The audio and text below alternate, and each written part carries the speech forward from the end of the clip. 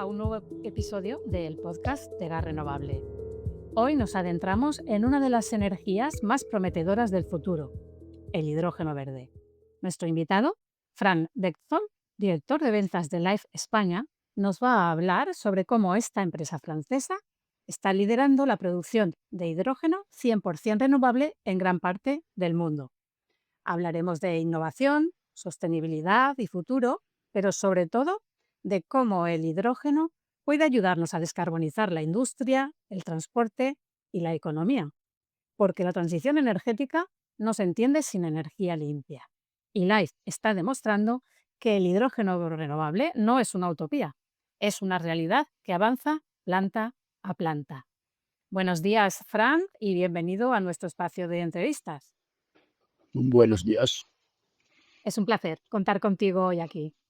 Es un placer para mí estar contigo y con todos vosotros.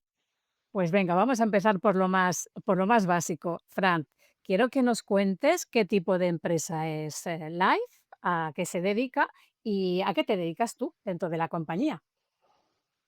Vale, mira, Life es una empresa relativamente joven. Nació en el 2017 porque tenemos un CEO y fundador que tuvo una idea de que su objetivo era descarbonizar los procesos para dejar un planeta mejor para los descendientes.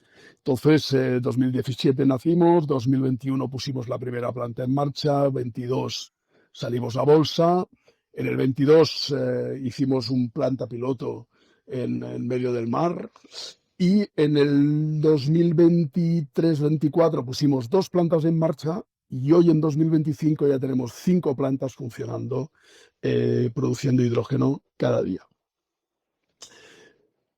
Sí, pero ¿qué tipo de empresa es Life? ¿Es una consultoría? ¿Es una planta industrial? Mira, Sí.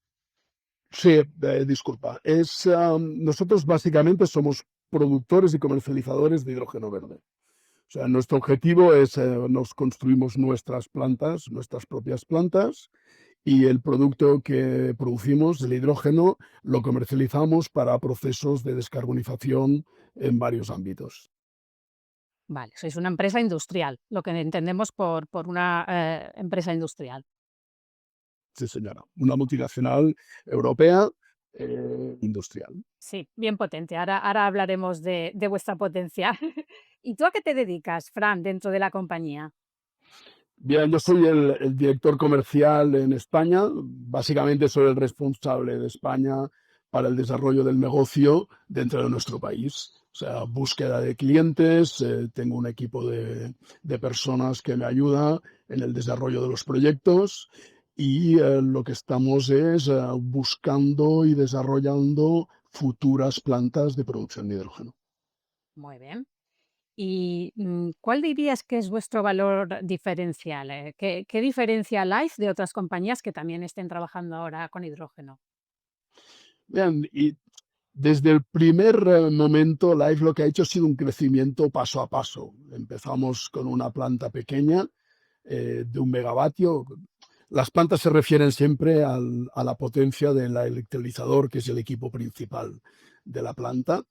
Esta planta era una planta pequeñita y de aquí aprendimos mucho para pasar a las siguientes 2 plantas que eran de 5 megavatios y así seguido hasta la que hemos puesto en marcha este año de 10 megavatios. ¿Qué nos diferencia? Básicamente es producción local. Nos acercamos mucho al consumidor y sobre todo lo que queremos es integrar la producción con el consumo. Eso es muy importante. Es como cuando hablamos de consumir alimentos de kilómetro cero, consumir local. Sí, podríamos decirlo de esta forma. Tenemos que tener una cosa muy clara, que podemos producir hidrógeno verde, que es renovable y ecológico, pero si lo transportamos a 1000 kilómetros, deja de tener ese factor verde. Por Deja lo de ser tanto, sostenible. claro, lo importante es producir lo más local posible. Y Franz, ¿por qué apostar por el hidrógeno verde? Pero así, rapidito, sin extendernos mucho. Lo primero que te venga. Bueno, es un combustible que nos va a permitir, o sea, que se produce sin emisiones de gases de efecto invernadero y sobre todo cuando se consume no emite estos gases. Por lo tanto, es un elemento clave para la descarbonización de muchos procesos. Un excelente motivo.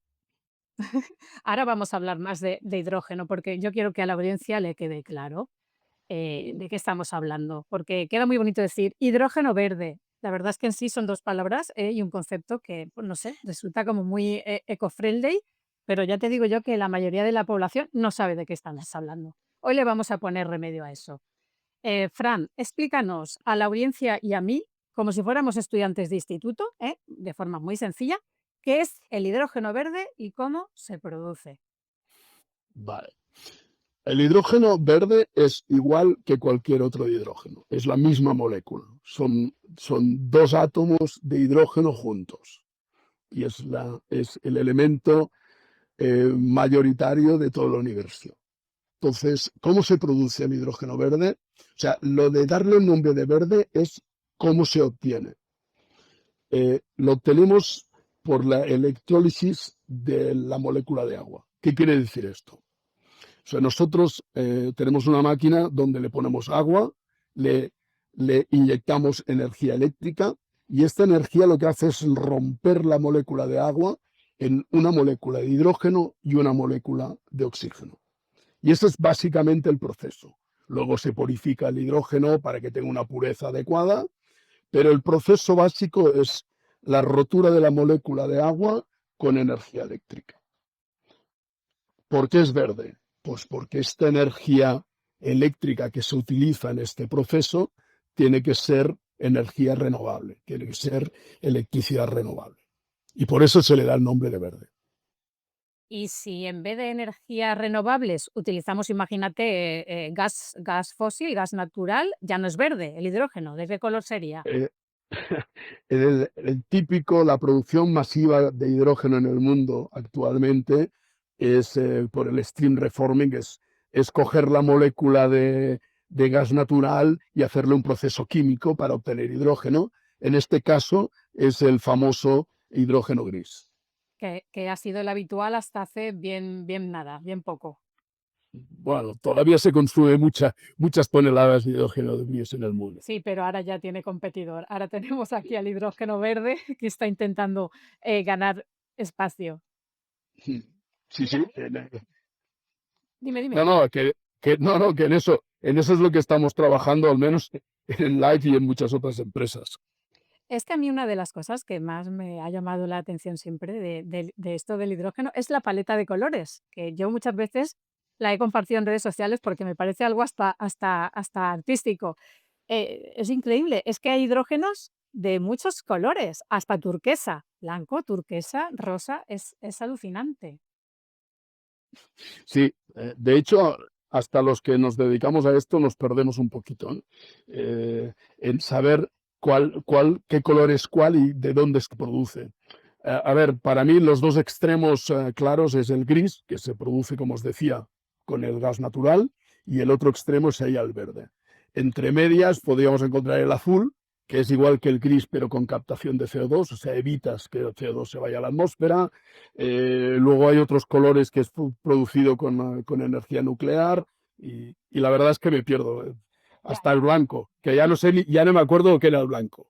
pues el blanco no estoy segura, pero leí un artículo de que hay hidrógeno natural que se obtiene del subsuelo, que son como bolsas naturales que se han encontrado en la Tierra, y ese, bueno, pues también sería un hidrógeno sostenible, pero claro, tendrá sus limitaciones. Sí, de hecho, este que dices natural es un poco el gas natural que también se encuentra en perforaciones petrolíferas. En algunos casos se ha encontrado que en vez de gas natural lo que sale es hidrógeno. Sí, tienes Sí, razón. son cosas muy curiosas. Y bueno, también quiero, Franz, que le expliques a la audiencia que vamos a hablar un poquito con propiedad, aunque lo más básico, pero con propiedad, que el hidrógeno verde no es una energía en sí misma, no es una energía primaria, es un vector energético. Explícanos un poquito muy sencillamente qué quiere decir esto. Buah, esa es muy buena pregunta, ¿eh? Y no es fácil de contestar. A ver, la energía, por ejemplo, es la electricidad puramente dicha. Y el problema de la electricidad en sí es que tú tienes problemas para almacenarla, aunque ya puedes hacerlo con baterías. O sea, el aldeanar, que es un vector energético, es que nos permite realizar varias acciones, podemos transportarlo, podemos, sin perder calidad, podemos transportarlo y nos permite hacer muchos procesos, tanto de movilidad como industriales. Entonces, eh, se habla de vector energético porque nos abre unas posibilidades, o sea, no es un consumo directo, sino que nos permite hacer varios procesos con el hidrógeno. Es decir, ¿vale? Vamos a ponérselo fácil al público. Tenemos eólica del viento, tenemos fotovoltaica del sol, tenemos maremotriz del mar, pero no tenemos hidrógeno verde, no es una energía Mm. ni un recurso natural, ¿de acuerdo? Mm. Porque lo tenemos que producir, ¿vale? Que sí, que a partir de energías renovables, pero no está por ahí como energía, la tenemos que producir, que lo has explicado muy bien cómo, una de las formas de producirla por electrólisis.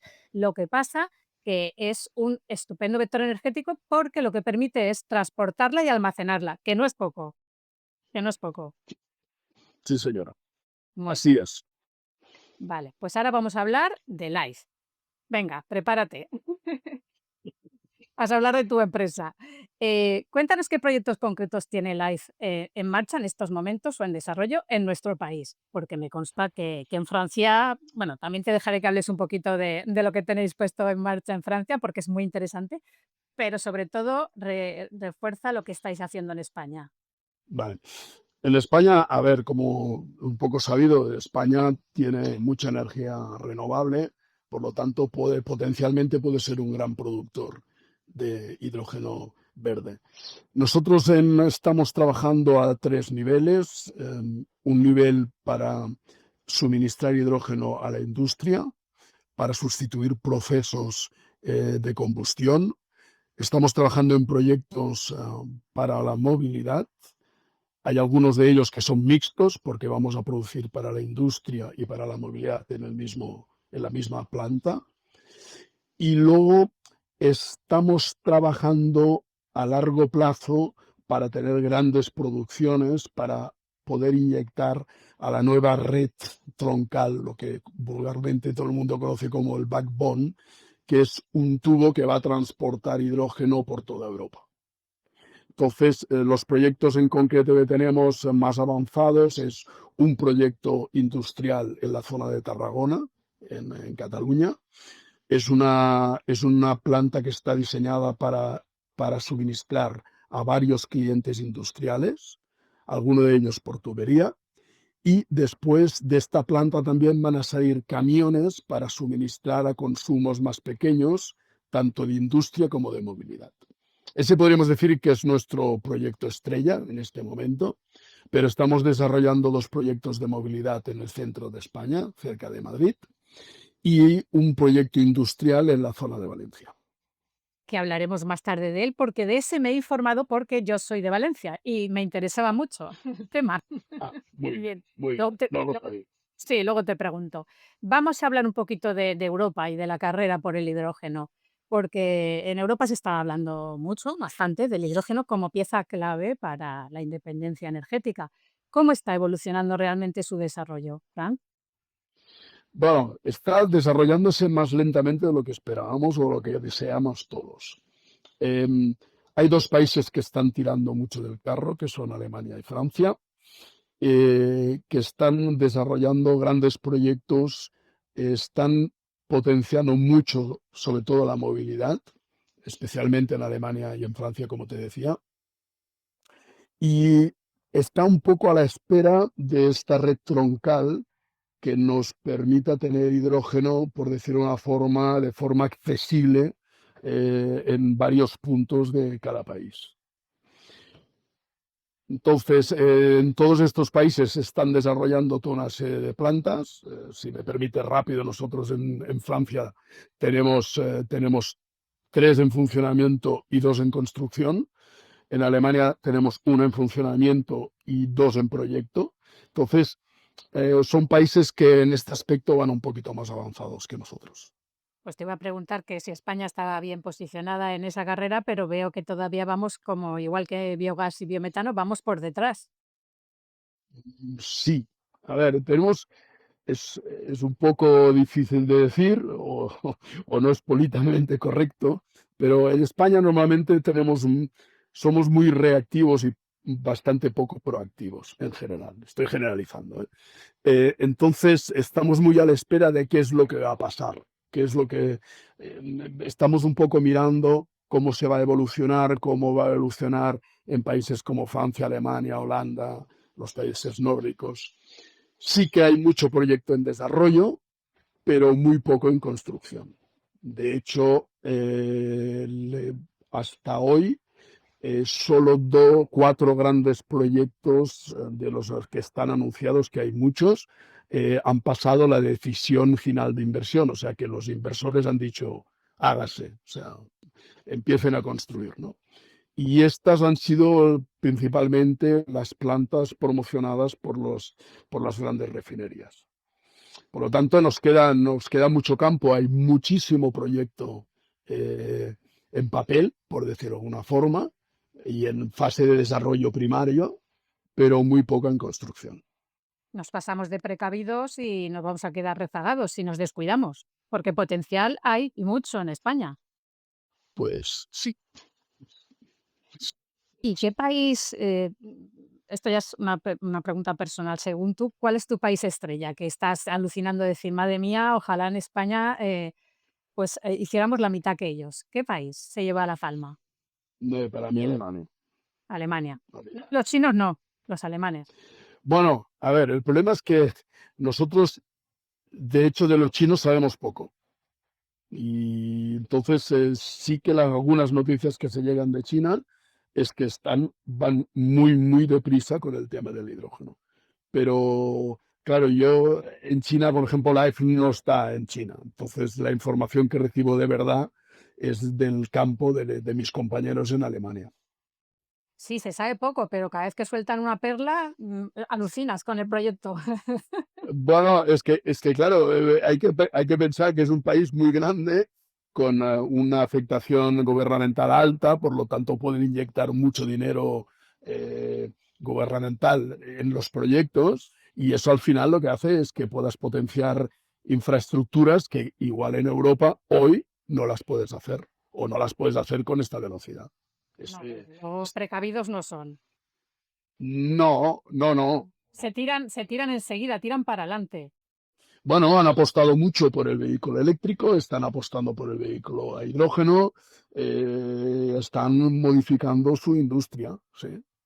Sí, lo que pasa es que, claro, es como te decía, la información que recibimos es o sea, podríamos decir que la información que tenemos que recibimos de los países europeos, en mi caso es más directa porque tengo gente de mi compañía que está trabajando allí y con los que yo hablo de forma habitual.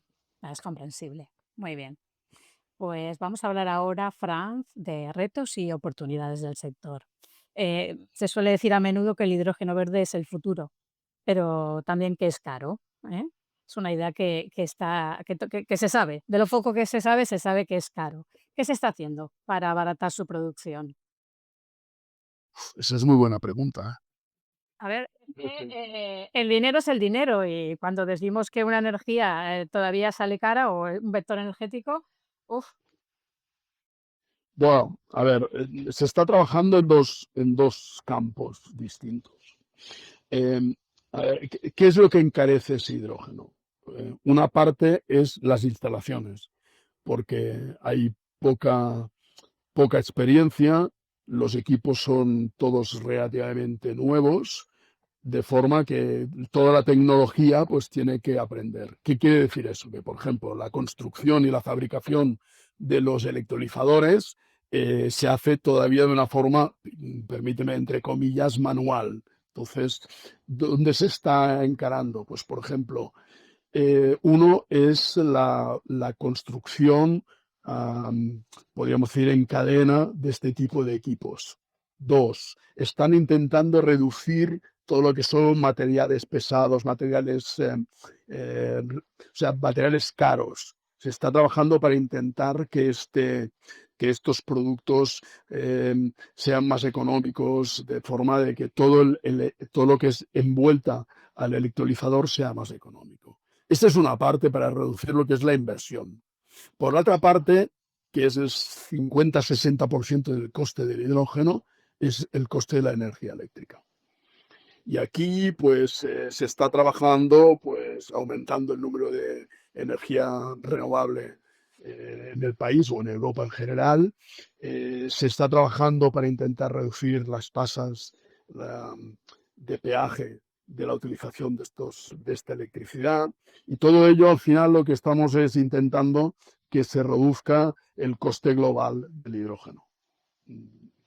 A ver, yo creo que a nivel de energía, de coste energético, pues se está trabajando en ello, pero va a costar un tiempo. Y en la parte de desarrollo de los electrolizadores, pues bueno, ya hay empresas que están publicando que van a construir grandes fábricas y, y están buscando nuevas tecnologías. Entonces, estamos a la espera un poquito de todo esto.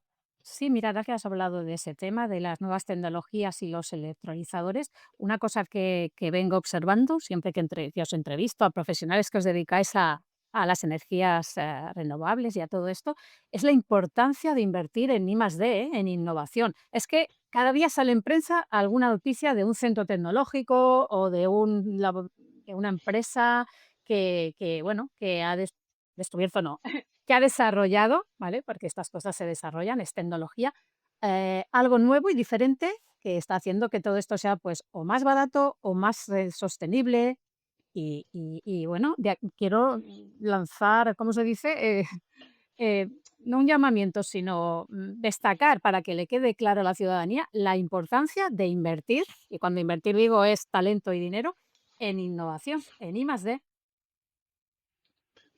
Tienes toda la razón. Piensa que lo que está esperando el sector es alguna tecnología disruptiva que reduzca de forma significativa el coste de la construcción de los equipos y sobre todo el consumo para la producción de un kilo de hidrógeno. Entonces, si fuéramos capaces de consumir un 20 o un 30% de menos energía para, para tener un kilo de hidrógeno, pues esto al final lo que haría es abaratar el producto final. Pues yo creo que se llegará. Como bien te digo, yo confío mucho en que se siga desarrollando, investigando y la tecnología avanza a pasos gigantescos.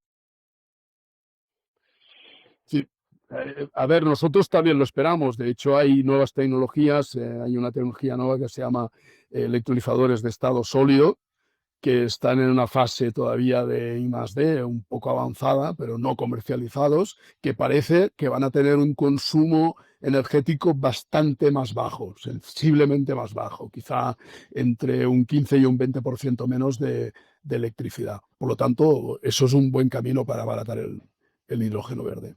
Pues a seguir trabajando, Fran. Ahora te voy a preguntar por qué papel juegan las políticas públicas, las ayudas europeas y las normativas, como por ejemplo la Directiva Red 3, en todo esto. Aquí voy a ser un poco duro.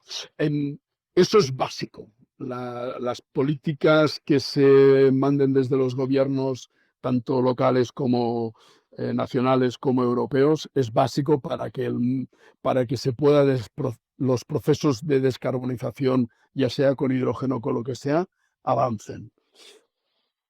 Hoy contaminar es gratis. O sea, tú hoy puedes, cualquier industria puede estar contaminando y no tiene un coste significativo para ellos. Entonces, normativas como el RED 3 pueden ayudar a a incentivar, aunque sea apretando, a que se haga la descarbonización. Entonces, para mí es clave.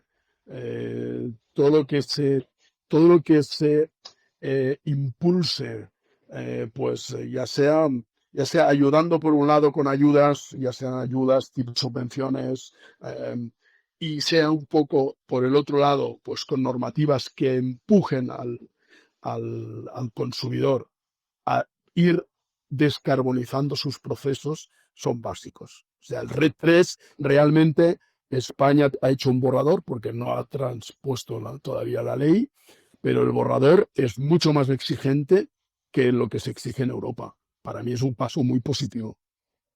Pues ya hemos identificado dos pilares fundamentales, Fran. Por un lado, innovación, tecnología, invertir en todo eso, y luego la normativa, las políticas y las administraciones. Dos pilares importantes para impulsar y que esto siga avanzando. ¿Cómo se convence a la industria, Fran, de que dé el paso hacia el hidrógeno renovable? Aquí lo importante es que la industria para hacer este paso tiene que tener una decisión estratégica de compañía y es más bien, eh, le podemos ayudar, pero es difícil convencer. O sea, si no toman la decisión de entrar en procesos de descarbonización, es, si no hay una decisión interna, es difícil convencerlos.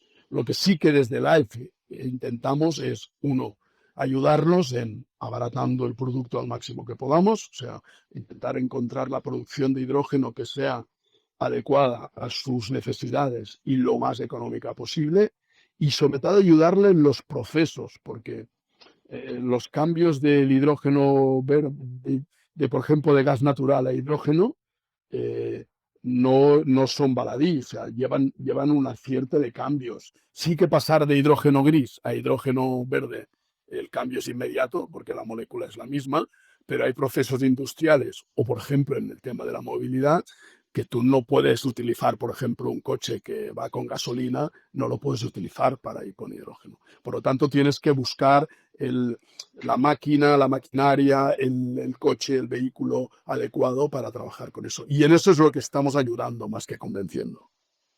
Pues vamos a hablar de un ejemplo práctico, de una industria que sí que está interesada y comprometida. Vamos a hablar de ese proyecto en Valencia que hemos comentado antes. Vosotros recientemente habéis anunciado que habéis completado con éxito unas pruebas de combustión industrial de hidrógeno verde en el que habéis sustituido el gas natural en hornos de alta temperatura por hidrógeno. Y ha sido en concreto en la industria cerámica, aquí en la provincia de Valencia. ¿Puedes explicarnos cómo han sido estas pruebas, así en plan sencillito? ¿Qué cambios habéis hecho y sobre todo qué significado tienen para estos procesos industriales que hoy dependen del gas fósil todavía, el dar un paso y empezar a utilizar hidrógeno? A ver, como decías tú, o sea, es una industria que actualmente hasta la fecha estaba consumiendo o está consumiendo gas natural en sus procesos de combustión. Por lo tanto, los hornos, los quemadores, toda la instalación está pensada para el gas natural. Como te decía hace un momento en la pregunta anterior, que estamos ayudando a las empresas a hacer este paso, pues en este caso nosotros tenemos un especialista en combustión dentro de nuestro equipo que lo que hizo fue diseñarlos toda la instalación para poder trabajar con hidrógeno. O sea, decir, oye, vamos a sustituir los quemadores de gas natural por unos quemadores que nos permitan trabajar con hidrógeno. Pero hemos hecho un paso más, porque como pasar del 0 al 100 sin pasar por el 50 es a veces complicado, sobre todo para la mentalidad de, de las personas que han estado trabajando durante 20 años con gas natural, decir, no, a partir de hoy vas a trabajar con hidrógeno. Hemos diseñado una instalación que nos ha permitido hacer un paso del gas natural al hidrógeno pasando por una serie de etapas de mezcla. Entonces, diseñamos un equipo de mezcla gas natural-hidrógeno. Son dos gases que se mezclan relativamente bien. Un skid de control para el control de la combustión. Un skid es un grupo de válvulas, de tuberías que nos permite pues controlar todo el proceso de combustión. Y luego instalamos unos quemadores que son unos quemadores mixtos, que pueden trabajar 100% con gas natural y 100% con hidrógeno, así como todas las mezclas intermedias. Eso fue lo que nosotros diseñamos e instalamos en esta empresa y lo que hemos hecho ha sido, con ellos hemos hecho un seguimiento de las pruebas.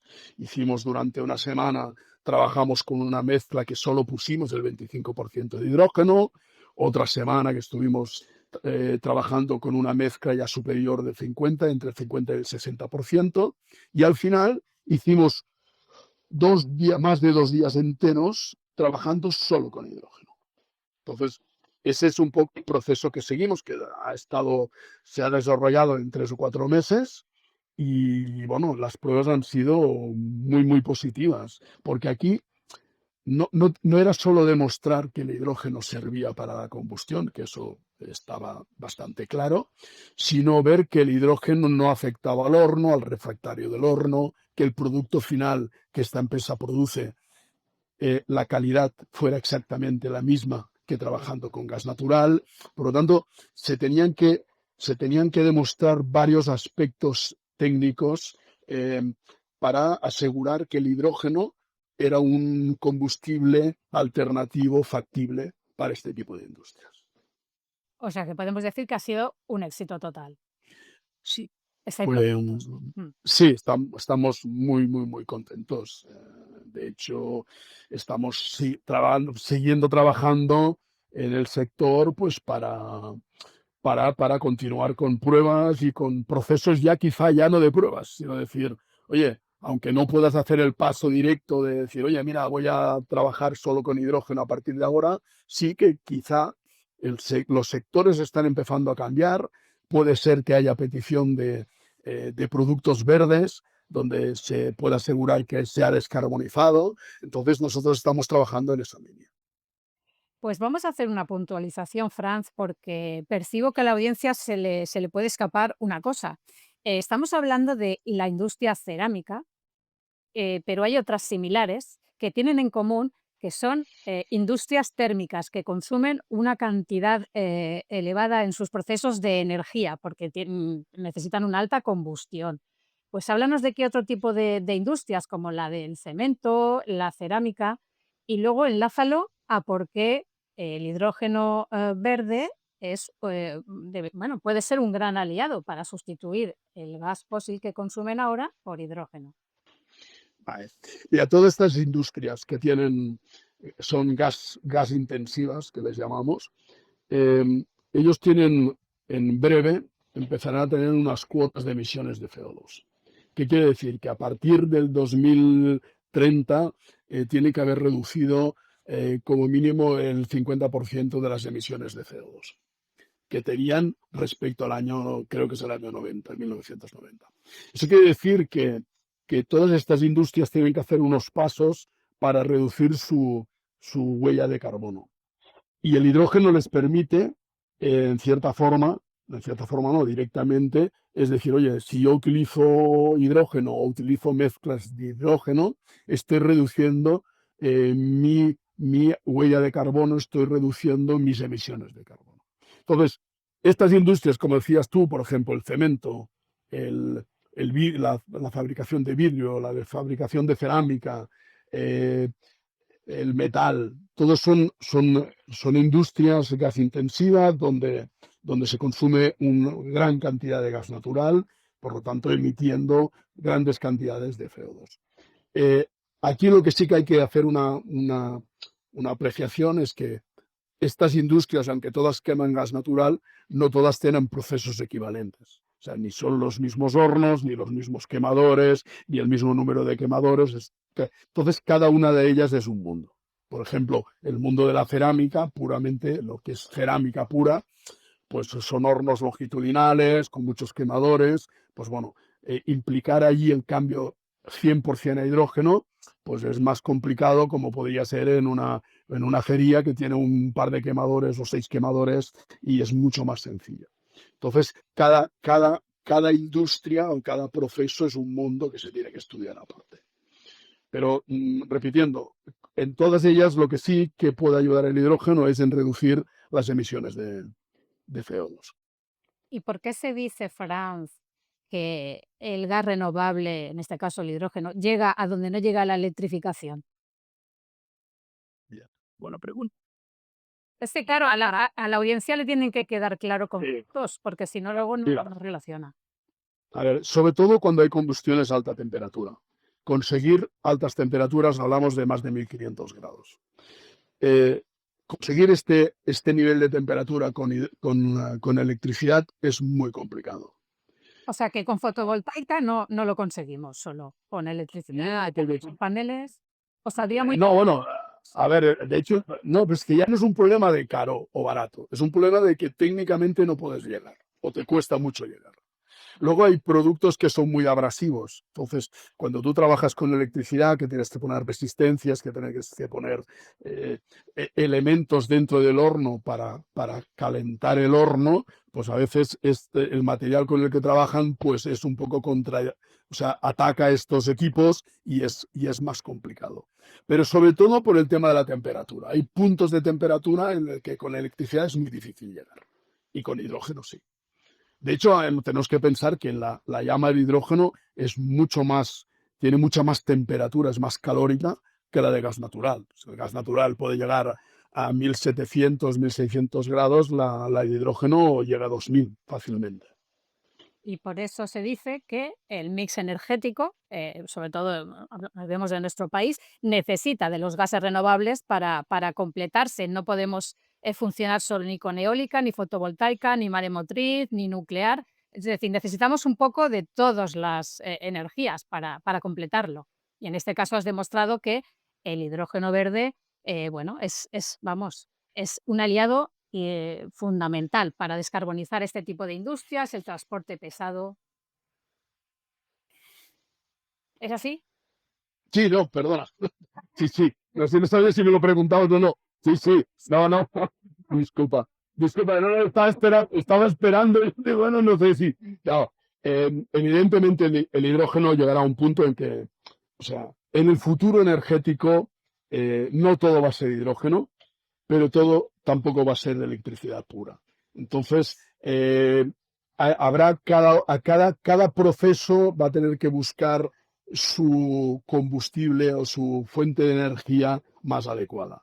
O sea, eh, volviendo a la cerámica, tú que dices que eres de la zona de Valencia, en el mundo ceramista ya se está pensando en hornos que sean mixtos, ¿no? Que tenga pues una parte sea eléctrica y otra parte puede ser con combustión, ya sea biogás, ya sea hidrógeno o todavía con gas natural. Entonces, seguramente, igual que en el mundo vehicular, ni todos los vehículos van a ser eléctricos, ni todos los vehículos van a ser hidrógeno. Pero sí que es verdad que, por ejemplo, como decías tú, el transporte pesado tiene mucho más sentido trabajar con hidrógeno que trabajar con electricidad, con baterías. Claro, las baterías, para tú dar una autonomía a un camión, para darle, pues yo qué sé, 700 o 800 kilómetros de autonomía, que es lo que tienen actualmente, le tienes que cargar con 4 o 5 toneladas de baterías. Claro, si esto en vez de ponerles la batería lo pones con un sistema de pila de combustible, un depósito de hidrógeno y una pequeña batería pues para soporte, pues reduces mucho el peso energético eh, dentro del camión y le das autonomía. Además que el sistema de carga es mucho más rápido. Un camión eh, que esté transportando pues entre 40 y 50 kilos de hidrógeno, pues se puede cargar entre 12 y 15 minutos. Si eso lo tienes que hacer el equivalente a la electricidad, pues bueno, o tienes cargadores súper rápidos o tienes que cargar durante muchas horas. Entonces, yo creo que dentro del mix energético el hidrógeno va a jugar un papel bastante importante. Pues queda claro. Todas las energías son bienvenidas, todas van a jugar un papel importante, ninguna va a ser la principal ni va a ser la panacea. Las necesitamos a todas. Como bien dices, cada una en su, bueno, aplicándola donde mejor y más eficaz sea. Vale, pues ahora te quiero preguntar por algo innovador.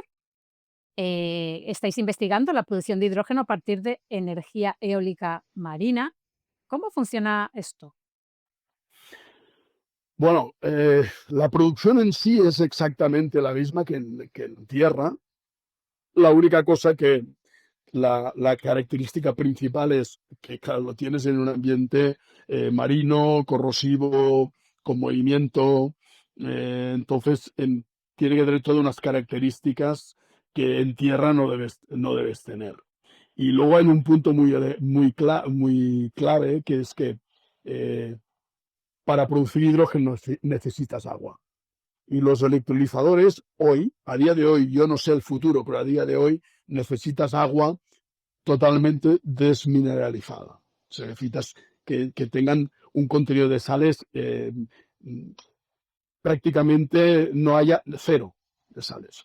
Claro, en el medio del mar tienes mucha agua, pero es agua salada. Entonces, uno de los elementos clave para la producción de hidrógeno en alta mar es tener un sistema de tratamiento de agua muy adecuado, procesos de desalinización muy exigentes, porque, porque sí tienes agua, pero el agua que necesitas no cumple, el agua del mar no cumple con lo que tú necesitas.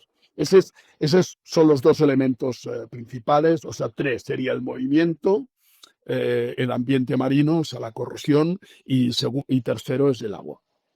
De lo que comentas, Fran, imagino que estaréis investigando también cómo hacer un uso sostenible del agua, ¿no? De los recursos hídricos. Sí, te diría más. Nosotros en los estudios que estamos haciendo offshore, o sea, en alta mar, lo que estamos es estudiando también esa corriente de oxígeno, porque como te decía al principio, nosotros, o sea, rompemos la molécula de agua, tenemos hidrógeno por un lado y oxígeno por el otro, pues lo que estamos haciendo un estudio para la reoxigenación de los océanos, inyectando este oxígeno en el mar. Entonces, no es solo que produzcamos con energía renovable, sino que siempre intentamos buscar la solución más adecuada y más sostenible. En el caso del agua, muchas de nuestras plantas se intenta trabajar con agua pues reutilizada, agua marina, o sea, de forma que intentes gastar lo menos posible los acuíferos de agua dulce y que bueno, sobre todo en España es un bien muy escaso. No, madre mía, el agua se ha convertido en el nuevo oro. O sea, es que esta pregunta tenía que hacértela. Es muy importante tranquilizar a la audiencia para que entienda bueno, que vuestra fuente, por decirlo así, aparte de energía renovable, es el agua dulce, y que estáis haciendo todo lo posible por utilizarla de forma sostenible. Sí, a ver, tiene que dar claro, si nosotros somos capaces de utilizar agua del mar, somos capaces de utilizar muchos tipos de agua distinta. Por lo tanto, uno de los proyectos que se está potenciando es intentar utilizar agua eh, residual tratada, o sea, el agua que sale de una depuradora de aguas municipales, de coger ese agua, hacerle un tratamiento terciario y una ósmosis y utilizar este tipo de agua para el proceso de producción de hidrógeno. O sea, no intentar consumir lo menos posible los recursos hidráulicos del país. Muy bien, Fran. Pues mira, hoy que te tengo aquí, voy a aprovechar para hacerte una pregunta.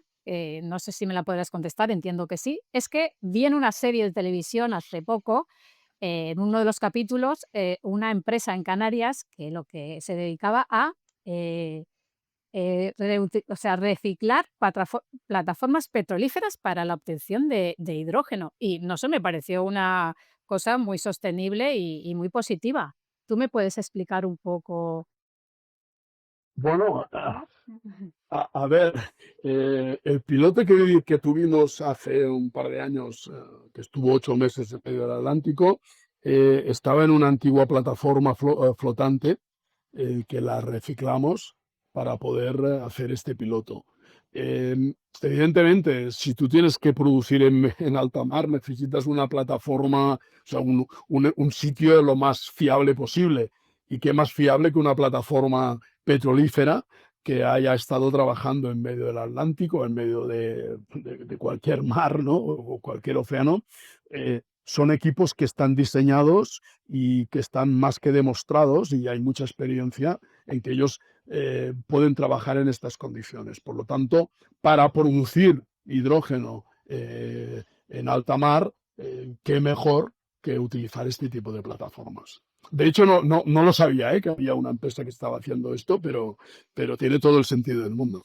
A ver, era una serie de televisión, era ficticia, pero entiendo que si en fin, estaba allí toda la infraestructura, le habrán cambiado el nombre, entiendo que son reales, porque yo después me llamó tanto la atención que investigué, lógicamente, y sí, sí que existe, sí que ya hay empresas, no es que haya muchas, que se están encargando de reciclar plataformas petrolíferas, pues si no solo para el hidrógeno, una de las principales utilidades era para producir hidrógeno. Ya te digo, me llamó la atención, me pareció muy positivo. Pues Pues es bastante real, puede ser sí, bastante. sí, sí, sí. No te puedo dar el nombre, pero ya te digo, en la serie aparece la plataforma ahí en el puerto de Canarias, en fin, que claro que Bueno, de es hecho, real. nosotros tuvimos la plataforma en el puerto de Saint-Nazaire en Francia durante mucho tiempo y allí la estuvimos preparando para luego sacarla al mar. O sea, que decir que es una cosa real y que se ha hecho. Pues me parece muy bien, porque si cada vez va a haber menos petróleo y hay algunas plataformas que ya se están quedando obsoletas o no se utilizan, pues a darles utilidades prácticas. Sí.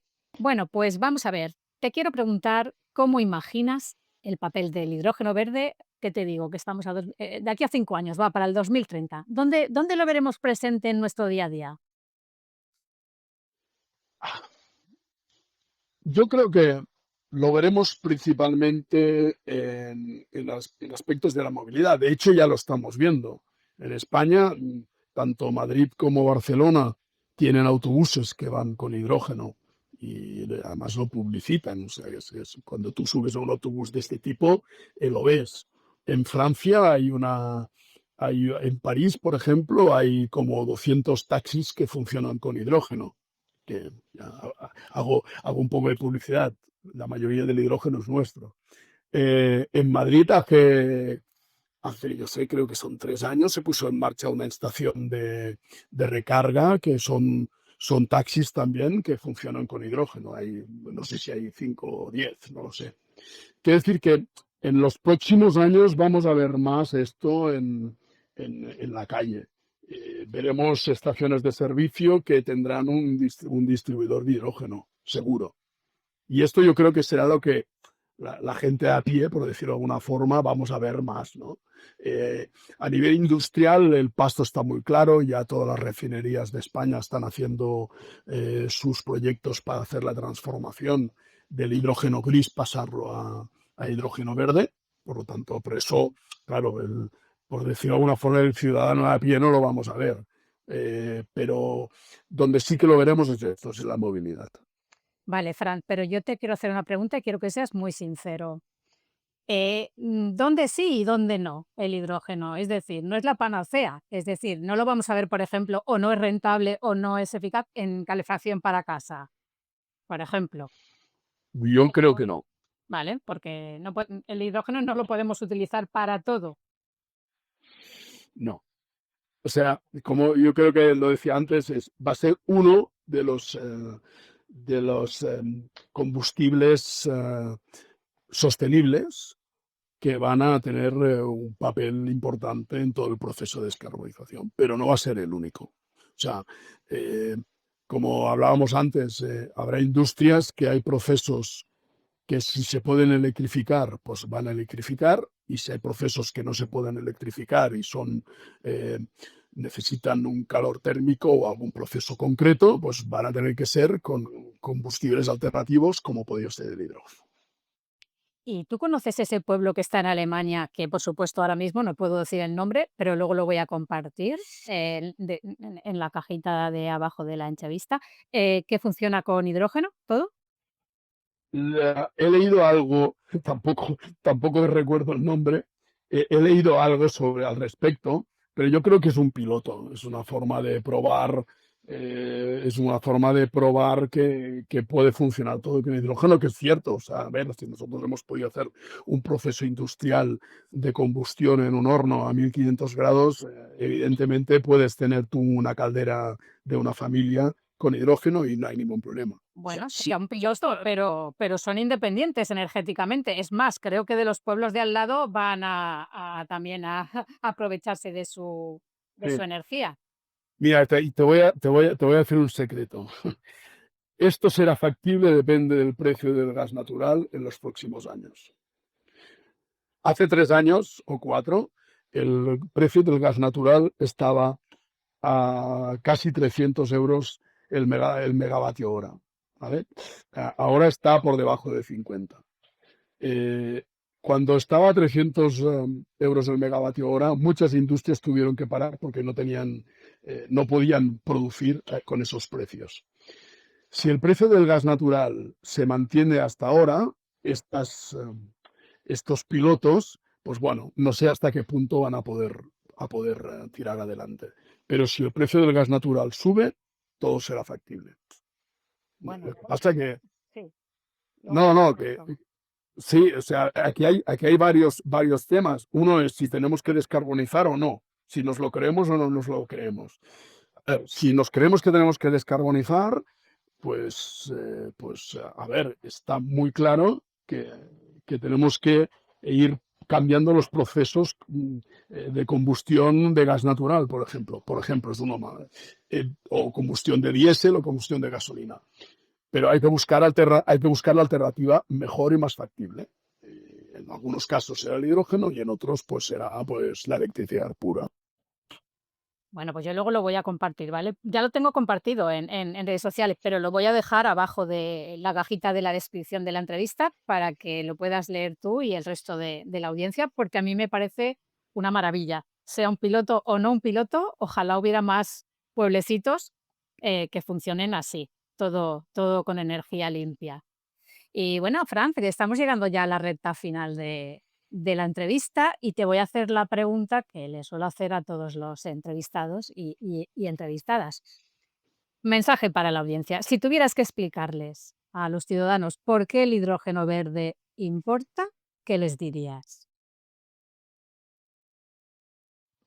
Yo lo resumiría en 2 puntos. El primero es que es un combustible sostenible, por lo tanto que no se terminará nunca y que no contamina. O sea, nos ayudará a reducir las emisiones de efecto invernadero. Eso es tema 1. Y 2, que casi es tan importante como el primero, es la independencia energética. Nosotros en España, especialmente, que tenemos mucha energía renovable, la fabricación y producción de hidrógeno verde nos permite tener una independencia energética de terceros países. Pues me parece un mensaje magnífico, estoy totalmente de acuerdo. Dos motivos verdaderamente de peso que no te podemos contraargumentar nada, Franz, absolutamente nada. Vale la pena cada uno de ellos. Bueno, pues con este mensaje llegamos al final del podcast de hoy, miércoles 29 de octubre de 2025. Hoy hemos visto que el hidrógeno verde no es solo una tecnología, es una oportunidad para reinventar nuestra forma de producir, de movernos y de vivir. Empresas como Life, eh, Europa y España demuestran que la energía del futuro se está construyendo hoy con innovación, compromiso y una clara vocación de sostenibilidad. Gracias, Fran, por habernos acompañado y haber colaborado en nuestra misión de acercar a la ciudadanía todo lo que concierne a los gases renovables, en esta ocasión al hidrógeno verde. Muchas gracias a vosotros por invitarme. Ha sido un placer tenerte aquí hoy, Fran. Y gracias también a todos los que nos escucháis. Hasta el próximo episodio y que paséis un buen día.